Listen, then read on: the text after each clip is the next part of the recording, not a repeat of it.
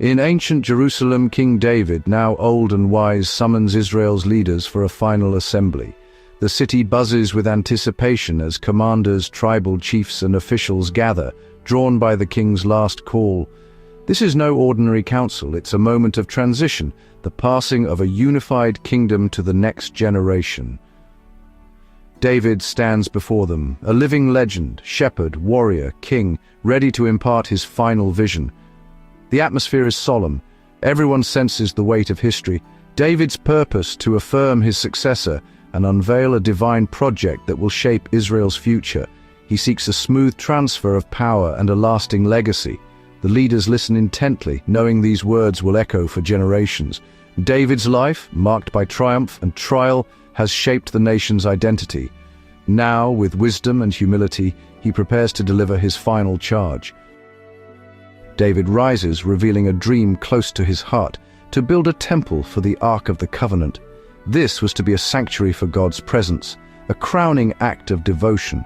Yet God denied David this honor, declaring, "You shall not build a house for my name, for you have been a man of war." The temple, God decreed, must be built by a man of peace. David accepts this with humility, embracing God's plan. Instead of despair, he prepares everything for his successor. God promises that David's son will build the temple. David channels his passion into gathering resources and drawing up plans. His dream becomes a legacy, passed on to Solomon. Before all, David declares Solomon as God's chosen heir to Israel's throne. He charges Solomon, "Know the God of your father, and serve him with a loyal heart and willing mind."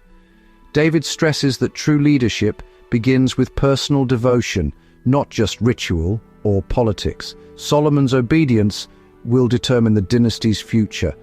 David urges the people, "Keep God's commandments so you may possess the land and leave it as an inheritance." The nation's fate depends on collective faithfulness, not just the king's. This public charge cements Solomon's authority and underscores the gravity of his role. The kingdom is God's, Solomon is merely a steward.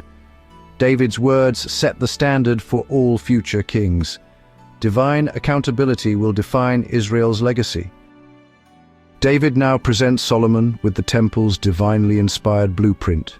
He explains, "All this the Lord made me understand in writing by his hand upon me." Every detail, from sanctuary to storerooms, priestly divisions to sacred objects, is meticulously outlined. The plans specify gold, silver, and even the cherubim over the ark. Nothing is left to chance.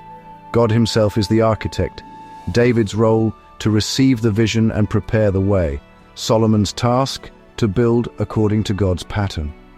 This handover is more than construction. It's the future of Israel's worship. The temple will be where heaven and earth meet, reflecting God's glory. David's faithfulness ensures the next era begins with divine order. David encourages Solomon, "Be strong and courageous, do not fear, for the Lord God will be with you." This moment foreshadows a greater plan, God the Father preparing the way for his Son. The temple, magnificent as it is, points to a deeper reality. Jesus, the ultimate Son of David, would become the true temple, God dwelling among humanity. Solomon's peaceful reign and temple-building prefigure Christ, the Prince of Peace, who brings eternal rest. The rest Solomon offers is temporary. Christ's is everlasting. David's final act is more than history. It's a glimpse of redemption's unfolding story. The chapter invites us to see beyond the immediate, to a greater king and a more glorious temple. In David and Solomon, we glimpse God's universal plan for all humanity. Are you ready for the next chapter? Just click here to go straight to it.